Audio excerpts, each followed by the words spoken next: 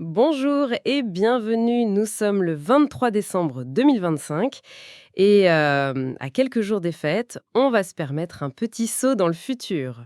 On se projette déjà en 2026. Exactement, direction le grand rendez-vous de la tech, le CES. Mais attention, l'idée n'est pas de deviner le prochain gadget à la mode. Non, on cherche autre chose. Oui, on va essayer de comprendre un changement beaucoup plus profond, presque invisible, qui semble s'y dessiner. Et pour nous guider, on a une source principale, un article d'analyse stratégique assez dense, CES 2026, Simmons et l'avènement de l'Industrial AI. L'IA industrielle. Voilà. Notre mission, c'est de déchiffrer pourquoi ce CES pourrait être une vraie rupture. L'article suggère qu'on quitte l'ère des écrans toujours plus fins. Pour rentrer dans notre chose. Oui, une phase où l'on construit les fondations de notre futur technologique. Et pour ça, on va se concentrer sur Siemens, qui semble être au cœur de cette bascule, avec ce concept clé, la Physical AI. Tout à fait. Et pour bien planter le décor, il y a une idée centrale à vraiment avoir en tête. Mhm, L'intelligence artificielle, telle qu'on la connaît, ce n'est plus juste un logiciel, un copilote qu'on va interroger dans le cloud. d'accord. L'article soutient qu'elle devient une véritable infrastructure, une couche d'intelligence qui s'intègre au monde physique. Un peu comme l'électricité ou la 5G sont devenus des choses de base, invisibles, sur lesquelles tout le reste se construit. Donc si je comprends bien, l'IA dont on parle tous les jours, celle des chatbots, des générateurs d'images, ce n'est que la pointe de l'iceberg. C'est tout à fait ça. La vraie révolution, elle serait ailleurs, dans le monde physique. C'est exactement l'argument. L'IA générative, c'est fascinant, mais elle vit dans un monde numérique un peu détaché. Oui, elle analyse des données froides après coup. Voilà. Le monde industriel, celui de l'énergie, de la logistique, c'est tout l'inverse. Il fonctionne en temps réel absolu. Chaque décision a une conséquence physique immédiate. Une microseconde de latence et tout peut dérailler. C'est ça. Une microseconde sur un réseau électrique ou une chaîne de montage, ça peut avoir des effets en cascade. Le cloud est donc tout simplement trop lent, trop loin pour ce genre d'application. Exactement. Le constat de Siemens est simple, on ne peut pas transformer le monde physique avec une IA qui n'y vit pas. D'accord. Et ça nous amène à leur définition de l'IA industrielle. C'est une IA embarquée, Embarqué, c'est-à-dire? intégrée au cœur des machines, des bâtiments, des réseaux. Elle est connectée en direct au capteur. Et, le point crucial, c'est qu'elle peut prendre des décisions localement. Ah, instantanément. Voilà, sans avoir à faire un aller-retour vers un serveur distant.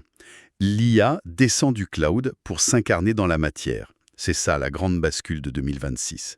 Ce qui est frappant dans l'article, c'est qu'ils ne disent pas juste «on va saupoudrer un peu d'IA partout». Ce n'est pas une appli qu'on installe. Non, non, pas du tout. Ils parlent de concevoir des systèmes AI ready, prêts pour l'IA. Ça sonne un peu comme du jargon marketing inventé pour le salon, non? Concrètement, ça change quoi? C'est une excellente question, parce que ça touche au cœur du changement. Un système AI ready est pensé pour l'IA dès la première esquisse. Dès la conception? Oui, ça veut dire des capteurs qui ne font pas que mesurer une donnée brute, mais qui sont conçus pour collecter une information riche, au bon format, pour nourrir un modèle d'IA. Je vois.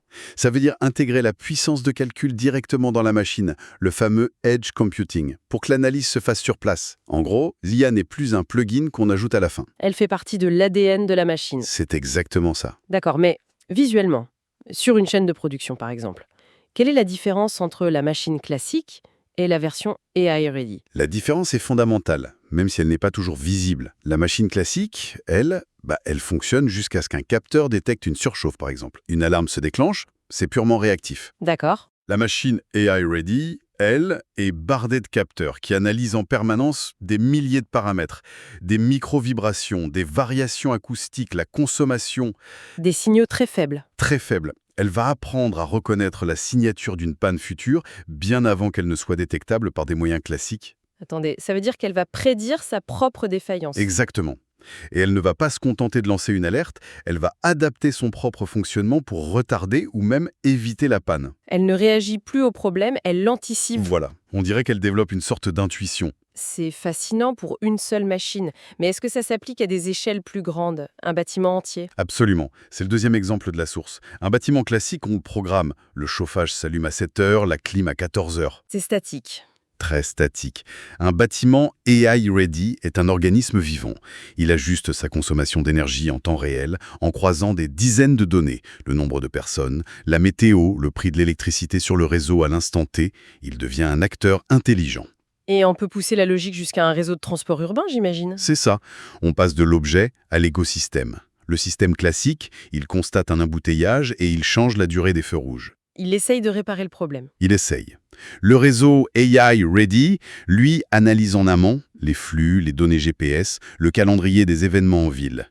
Et il va modifier les itinéraires, la signalisation pour que la congestion n'ait même pas lieu. D'accord. Le message clé de l'article sur ce point, c'est vraiment ça. On passe d'un monde qui réagit aux problèmes à un monde qui les prédit pour les éviter. Ce passage d'un monde réactif à un monde qui anticipe, ça change complètement la philosophie. J'ai l'impression qu'on n'est plus dans la course à la performance à tout prix. Mhm. D'ailleurs, l'article mentionne un mot qui semble prendre le dessus sur performance dans le discours de Siemens. C'est résilience. Pourquoi ce glissement? Parce que le contexte a radicalement changé. La performance pure, c'est un objectif de temps calme, quand tout est stable et prévisible. Ce qui n'est plus vraiment le cas. Pas du tout. Aujourd'hui, les systèmes critiques, l'énergie, les transports, l'industrie sont face à des chocs permanents et imprévisibles. Des chocs climatiques, des tensions géopolitiques. Ou même des pénuries d'énergie, tout simplement. Exactement. Dans ce monde, la priorité absolue n'est plus de grappiller 2% de productivité. C'est d'assurer la continuité, d'éviter la rupture du système. La résilience devient la nouvelle performance. C'est ça. Et l'IA devient un outil de survie pour ces systèmes. Et comment ça se traduit concrètement? Comment cette IA de la résilience fonctionne-t-elle au quotidien? L'article identifie 3 cas d'usage majeurs. Le premier, c'est la maintenance prédictive dont on parlait. Mais le but n'est pas juste d'éviter une panne. C'est d'éviter l'arrêt de toute une usine. Oui, qui peut coûter des millions par heure. Et d'allonger la durée de vie des équipements, ce qui est un enjeu de durabilité énorme. Le deuxième, c'est l'optimisation énergétique. Et là, il ne s'agit pas juste d'économiser sur la facture, mais de garantir que les lumières restent allumées. Point. Précisément, c'est de piloter la consommation pour qu'elle s'adapte en temps réel à la production fluctuante des renouvelables.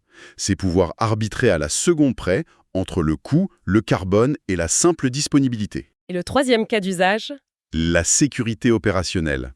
C'est la capacité de l'IA à détecter des signaux extrêmement faibles, imperceptibles pour un humain, qui sont les précurseurs d'un accident industriel majeur. L'article utilise une phrase très forte pour résumer cette idée. Laquelle? Il dit que l'IA n'est plus là pour optimiser, elle est là pour éviter l'irréversible. Attendez. Éviter l'irréversible. La promesse est énorme. Ça me semble même un peu angoissant. On confie les clés d'une centrale nucléaire ou d'un réseau ferroviaire à un algorithme. C'est la question centrale. Comment est-ce qu'on peut même commencer à faire confiance à un système pareil? L'article doit bien aborder ce point, non? Il l'aborde de front, car c'est la condition sine qua non. La confiance n'est pas une option, c'est une exigence industrielle. Ce concept de trustworthy AI, une IA digne de confiance, devient la pierre angulaire de tout le système. Et comment on la construit, cette confiance IA? Siemens structure son approche autour de 4 piliers. D'abord, la sécurité. Le système doit être une forteresse contre les cyberattaques. Logique. Ensuite, la fiabilité. Il doit fonctionner exactement comme prévu, sans défaillance, dans des conditions extrêmes. D'accord. Sécurité, fiabilité, et les deux autres? Le troisième, c'est la traçabilité. C'est crucial, on doit être capable de comprendre et d'expliquer chaque décision prise par l'IA. Fini les boîtes noires. Absolument. S'il y a un incident, il faut pouvoir remonter la chaîne de causalité. Et enfin, le quatrième pilier, c'est la conformité IT. S'assurer que l'IA respecte toutes les normes et réglementations, qui sont extrêmement strictes. En fait, l'éthique devient une spécification technique dans ce monde. C'est exactement ça.